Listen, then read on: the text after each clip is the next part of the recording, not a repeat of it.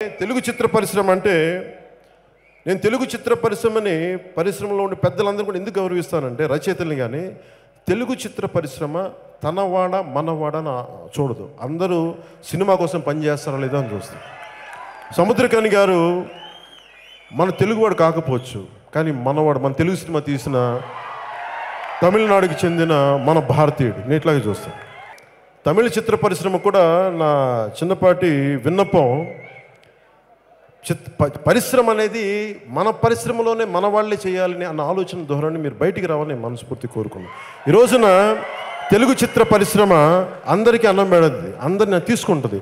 అలాగే తమిళ చిత్ర పరిశ్రమలు కూడా మీరు అందరినీ తీసుకోండి. అంతేగాని తమిళ చిత్ర పరిశ్రమ తమిళ వాళ్ళకి అంటే పరిశ్రమ ఎదగదు.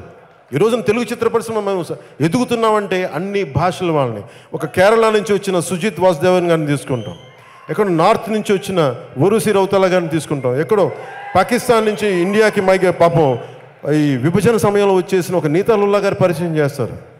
ఇలా ఒక్కళ్ళు కాదు, ఇది అన్ని భాషలు అన్ని కలయికలు ఉంటేనే సినిమా అవుద్ది తప్ప కేవలం మన భాష మన వాళ్ళే ఉండాలంటే అది కుంచుకుపోతాం. అందుకని తమిళ చిత్ర పరిశ్రమ పెద్దలందరికీ కూడా మీరు ఈ కేవలం తమిళ చిత్ర పరిశ్రమ తమిళ వాళ్ళే ఉండాలి అనే ఒక భావన ఏదో ఉందని బయట వింటా ఉన్నాను. దయచేసి దాన్ని ఈరోజు నేను సముద్రకని గారి సమక్షంలో చెప్తున్నాను.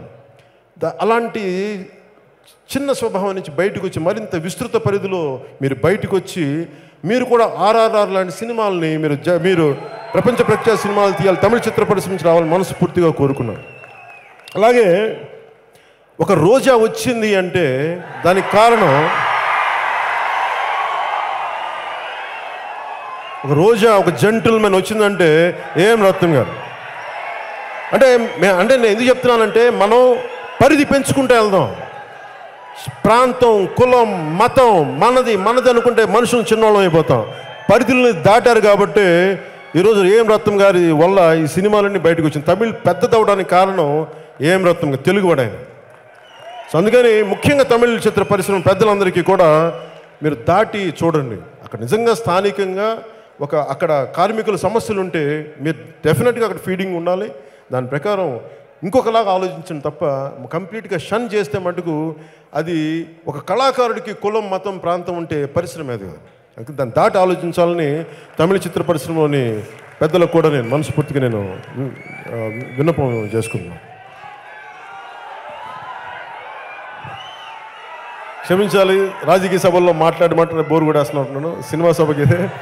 సో మీ సినిమాని ఆనందం అంటే నేను ఎప్పుడు ఏ సినిమాని కూడా నేను బాగా చేస్తాను నేను చెప్పలేను. ఎందుకంటే భగవద్గీతలో చెప్పినట్టుగా నువ్వు కర్తవ్యం నిర్వర్తించి ఫలితం భగవంతుడికి. సినిమా కూడా నాకు ఎప్పుడు కూడా ఈ సినిమా అద్భుతంగా ఉంటుంది, ఫెంటాస్టిక్ ఉంటుంది చెప్పలేను. ఎందుకంటే నాకు ఉండొచ్చు, మీకు ఉండకపోవచ్చు. కానీ ఈ సినిమా మేము మా సాయశక్తిలో ఇంతమంది కలిసి చాలా అద్భుతంగా కృషి చేసాం. అది మిమ్మల్ని ఆనందింపచేస్తున్న మనస్ఫూర్తిగా కోరుకుంటూ సెలవు తీసుకున్నాను. జై హింద్.